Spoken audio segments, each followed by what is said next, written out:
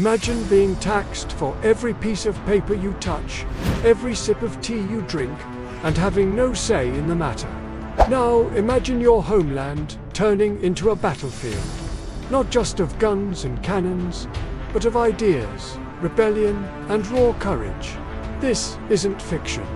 It's how 13 scattered colonies stood up to the most powerful empire on Earth and changed history forever. But it didn't start with independence. It started with a war that had nothing to do with freedom and everything to do with control. Let's rewind the clock to 1754, when the seeds of revolution were quietly being planted in the forests of North America. Before the Declaration of Independence, before George Washington became a household name, and long before the Stars and Stripes flew over a new nation, there was tension. The French and Indian War, part of the global 7 Years' War, wasn't just a clash between empires. It was a wake-up call. Britain won, yes, but victory came with a price. The colonies expanded, but so did British control. King George III issued the Royal Proclamation of 1763, drawing a line at the Appalachian Mountains and telling settlers, don't cross. That didn't sit well. Then came the taxes. The Stamp Act of 1765 hit hard. Colonists weren't just angry, they felt betrayed. No taxation without representation wasn't a slogan. It was a cry for justice. When Parliament ignored them, resistance turned bold. The Boston Tea Party in 1773 wasn't just about tea. It was a message. We won't be silent. Britain responded with the Intolerable Acts, pushing Massachusetts under military rule. That move united the colonies like never before. The Albany Congress in 1754 showed early signs of unity. Benjamin Franklin's Join or Die cartoon wasn't just clever, it was prophetic. The French and Indian War ended in 1763. But the peace was uneasy. Britain gained land, but also debt. Colonists expected freedom. Instead, they got restrictions. The Royal Proclamation blocked westward expansion, frustrating settlers hungry for land. The Stamp Act of 1765 taxed newspapers, legal documents, and even playing cards. Colonists saw it as theft. They had no representatives in Parliament. Why should they pay? Protests erupted. Boycotts spread. British goods sat untouched on shelves. Parliament repealed the Stamp Act, but passed new ones. The Townshend Acts, the Tea Act. It felt endless. December 16, 1773. The Boston Tea Party.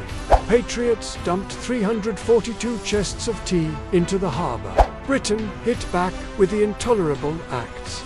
Massachusetts lost its self-rule. Military presence grew. The First Continental Congress met in 1774. 13 colonies, one goal: resist. They petitioned the king. He ignored them. The fuse was lit. April 19, 1775. Battles of Lexington and Concord. The first shots of the American Revolutionary War. George Washington was chosen to lead the Continental Army. A quiet man with a fierce resolve, his crossing of the Delaware in 1776 wasn't just bold, it was brilliant. Surprise attacks led to victories in Trenton and Princeton. In 1777, Britain tried to cut off New England by capturing Albany. The Saratoga campaign began. American forces won. It wasn't just a military win, it was a diplomatic one. France, Spain, and the Netherlands joined the fight. The revolution became global. Britain shifted focus to the south. They took Savannah in 1778, but American forces pushed back. By 1781, they reclaimed key territories. October 19, 1781, Siege of Yorktown. British General Cornwallis surrendered. The war was over. King George III ordered the end of hostilities in December 1782.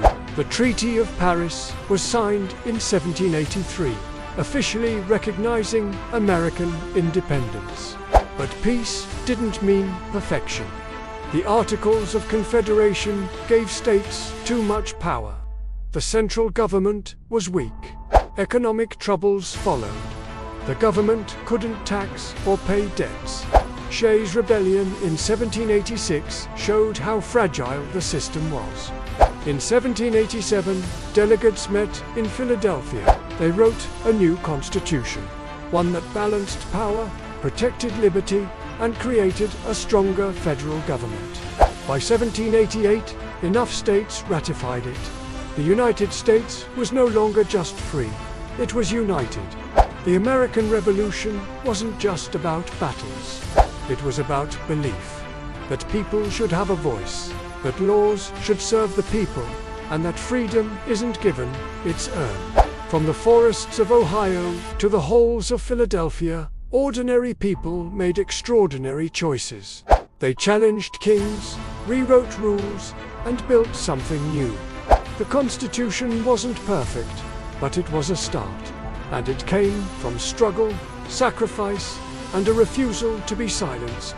Thanks for watching. If this story helped you understand how America went from colonies to a country, hit that like button and subscribe for more human-centered history. We break down the past to make sense of the present, one story at a time. Drop a comment below. Which moment in this revolution do you think changed everything? And if you want more deep dives into ancient survival stories and the roots of civilization, stick around. We've got more coming your way.